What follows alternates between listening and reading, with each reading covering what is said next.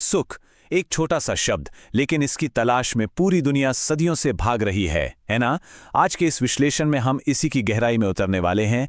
हम उस पारंपरिक पूर्वी दार्शनिक ढांचे को बिल्कुल निष्पक्ष रूप से डिकोड करेंगे, जो बताता है कि सच्ची खुशी असल में है क्या और हमारे स्रोत के अनुसार इसे कैसे पाया जा सकता है। तो चलिए इस दिलचस्प सफर की शुरुआत करते हैं।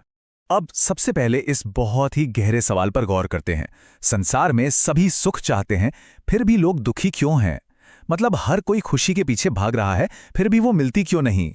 हमारे आज के स्रोत के मुताबिक ये मानव जीवन की सबसे बड़ी दुविधा है, और इसका कारण ये है कि हम सच्चे सुख की असलियत को ही गलत समझ बैठते हैं। ये एक ऐसी बुनियादी गलतफहमी है जो हमें सच्ची खुशी से कोसों दूर रखती है। तो आइए इस ढांचे को समझते हैं। हम बात करेंगे सुख की सच्ची खोज के बारे में, फिर देखेंगे कि इंद्रिय सुख एक भ्रम क्यों है। उसके बाद अतीन्द्रिय सुख की ओर बढ़ेंगे, फिर अनंत सुख की सर्वोच्च अवस्था को जानेंगे और अंत में सच्चा सुख पाने के मार्ग पर चर्चा करेंगे। भाग 1, सुख की सच्ची खोज। इसमें हम मानव जीवन की इस मूल दुविधा को समझेंगे। भाग 2, इंद्रिय सुख एक भ्रम। ये सांसारिक निर्भरता का जाल कैसे है, आइए देखते हैं। अब इस दार्शनिक ढांचे के बिल्कुल बेसलाइन पर आते हैं, जिसे दुनिया आमतौर पर सुख मानती है, यानी इंद्रिय सुख या सेंसरी हैप्पीनेस। वो असल में बहुत ही नाजुक होता है। क्यों? क्योंकि ये पूरी तरह से बाहरी चीजों पर टिका है। स्रोत हमें बताता है कि अच्छा स्वास्थ्य, पैसे रुपए की अनुकूलता या परिवार का सुखद साथ, ये सब हमारे पिछले जन्मों के पुण्य यानी अच्छे कर्मों के फल माने जाते हैं। और यहीं पर सबसे बड़ा रिस्क है, क्योंकि ये सब पुराने पुण्यों पर निर्भर हैं, इसलिए ये बहुत ही टेम्परेरी हैं। पल भर में बैंक बैलेंस बदल सकता है, सेहत बिगड़ सकती है। यानी जब सुख की नींव ही बाहरी और बदलने वाली चीजों पर हो, तो वो कभी स्टेबल हो ही नहीं सकता। अब इस स्लाइड के बारे में जो सबसे दिलचस्प बात है, वो है ये चौंकाने वाला दावा। इंद्रिय सुख को परमार्थ से दुख ही कहते हैं। इसका मतलब है कि जिसे इंसान आम तौर पर खुशी समझता है, वो पारमार्थिक या एब्सोल्यूट नजरिए से असल में भेष बदला हुआ दुख ही है। ये विचार तो बिल्कुल नजरिया ही पलट देता है। सोचिए, जो सुख हर वक्त छिन जाने के डर से भरा हो, उसे सच्चा सुख कहा भी कैसे जा सकता है? इसी बेचैनी को समझाने के लिए स्रोत में एक बहुत ही जबरदस्त उदाहरण दिया गया है। जरा कल्पना करते हैं, कोई इंसान बड़े आराम से बैठकर अपना मनपसंद खाना खा रहा है, लेकिन उसके सिर के ठीक ऊपर एक तेज धार वाली तलवार सिर्फ एक कच्चे धागे से लटक रही है। क्या ऐसे में उस खाने का असली मजा लिया जा सकता है? बिल्कुल नहीं। इस दर्शन के अनुसार हमारी भौतिक दुनिया की बीमारियां, संकट और चिंताएं हमेशा उस लटकी हुई तलवार की तरह ही हैं, जो हमारे तथाकथित सुखों पर मंडराती करती हैं। भाग 3, अतीन्द्रिय सुख की ओर। अब हम बाहरी चीजों से हटकर अपने भीतर की ओर ध्यान केंद्रित करेंगे। बाहरी सुख की कमियों को समझने के बाद ये ढांचा हमें अगले स्तर पर ले जाता है, और वो है अतीन्द्रिय सुख। स्रोत इसे एक ऐसी खुशी बताता है जो सीधे आत्मा और आत्म साक्षात्कार से पैदा होती है। इसे स्वानुभूति भी कहा जाता है, यानी खुद के असली स्वरूप को महसूस करना।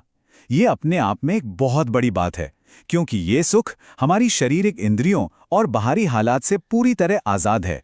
इसके लिए किसी बाहरी इंसान, किसी चीज़ या किसी खास सिचुएशन की बिल्कुल ज़रूरत नहीं पड़ती।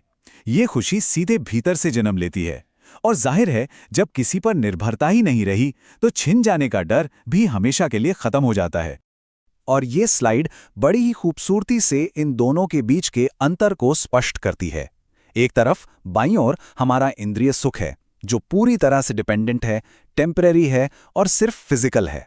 वहीं दूसरी तरफ दाईं ओर अतीन्द्रिय सुख है, जो एकदम स्वतंत्र है, आंतरिक है और पूरी तरह आध्यात्मिक है। यह तुलना संसारिक सुख की कमजोरी को अतीन्द्रिय सुख की ताकत और स्थिरता के सामने बिल्कुल साफ साफ रख देती है। भाग 4, अनंत सुख सर्वोच्च अवस्था। ये इस आध्यात्मिक यात्रा का एकदम अंतिम गंतव्य है।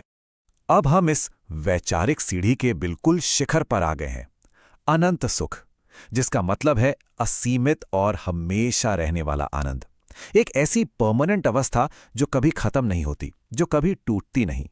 स्रोत हमें बताता है कि यह आनंद केवल उन पूर्णतः मुक्त आत्माओं को मिलता है जो कर्मों के इस कभी ना खत्म होने वाले चक्र और भौतिक संसार की सीमाओं से 100% आजाद हो चुकी हैं। ये वो स्टेज है जहां आनंद का कोई अंत नहीं होता, और सबसे खास बात, एक बार ये अवस्था मिल गई तो फिर कभी वापस लौटना नहीं पड़ता। भाग 5 सच्चा सुख पाने का मार्ग। अब हम दर्शन द्वारा बताए गए व्यावहारिक और क्रियाशील कदमों को देखेंगे। आइए आगे बढ़ते हैं और देखते हैं कि ये पूरी प्रक्रिया कैसे काम करती है। स्रोत सिर्फ थ्योरी नहीं देता, बल्कि एक बहुत ही सटीक step by step road map भी देता है। पहला कदम है सच्ची शरण, यानी सच्चे देव, गुरु और शास्त्र का आश्रय लेना ताकि सही गाइडेंस मिल सके। इसके बाद दूसरा कदम आता है सम्यक दर्शन, यानी यथार्थ ज्ञान और सही विश्वास का पैदा होना।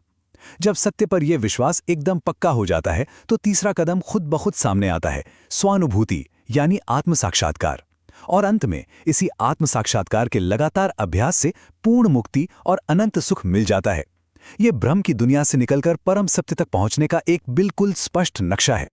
भ्रम से सत्य तक की इस विश्लेषणात्मक यात्रा को समझने के बाद एक बहुत ही गहरा सवाल हमारे सामने आकर खड़ा हो जाता है। हम अपनी ऊर्जा किस प्रकार के सुख में लगा रहे हैं, क्षणिक या शाश्वत? मतलब, क्या हमारी सारी मेहनत उस खुशी के लिए है जो पल भर में खत्म हो जाएगी, या उसके लिए जो हमेशा रहेगी? ये दार्शनिक ढांचा निश्चित रूप से हमारी प्राथमिकताओं और जीवन की इस भागदौड़ का पुनर्मूल्यांकन करने का एक जबरदस्त अवसर देता है। इस पर जरूर विचार कीजिएगा।